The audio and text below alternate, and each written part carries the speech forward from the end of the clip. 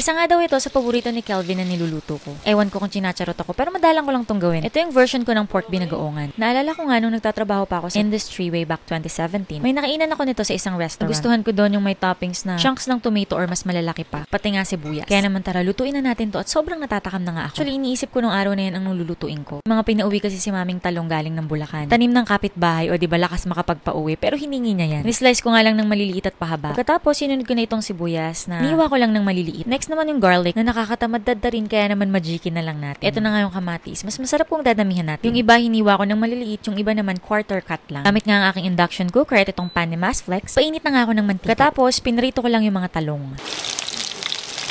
Baliktarin tapos hanguin na natin. Actually, hindi na talaga kasama to sa recipe ko. Toka pala yan na galing sa freezer. Idadagdag ko sana pampadami. Kaso pagka-prito ko, parang nasarapan nga sila kaya pinapak nila. Ayun, ubos. Ito na nga yung sinasabi ko. Gusto ko mag-garnish ng tomatoes at onion. Medyo malalaki yung optional to kung di nyo trip. Pero ayan, isisison ko din ng asin at paminta. Pagkatapos, isi-set aside ko lang. Natuyot na nga yung mantika kaya magdadagdag ako ng konti. Pagkatapos, sinunod ko na itong pork belly. Pa-strips nga yung cut na available ko dito sa ref. Pero pwedeng mas malaki yung cut na gamitin nyo. Pinrito ko nga lang at hinayaan mag-brown. Tinimplahan ng asin at paminta. Pagkatapos, hinango ko na.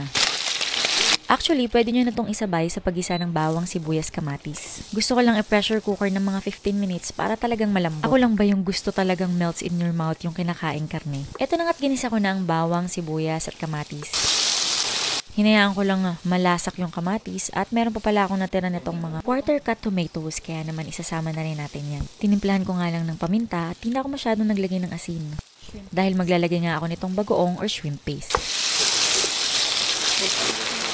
Maglalagay ako ng konting sugar dahil hindi naman sweetened yung ginamit kong bagoong. Hey, don't judge me. Pampabalanse lang ng lasa yan kung ayaw nyo maglagay, wag. Hindi yung kung ano-ano yung sasabihin nyo. Char. Maglalagay ako ng... Pinali ko na nga yung pork na pressure cooker ko. At ito nga pork broth mula dun sa pressure cooker, ayan, inilagay natin. Para tsak na nandyan na yung lasa. Mabilisang luto na nga lang to. Pinatuyo ko lang ng bahagya yung sabaw. Pwede pala kayong maglagay ng sili. It's up to you. At masasabi ko lang, may kanin na ba? Grabe, solid to. Kaya naman, itry nyo na. Ang galing mo, napansin mong nawawala yung talong. Syempre, wag mo kalimutang ihulog na yan sa huli na kasi luto na naman yan. Ayun lang. Happy eating, everyone!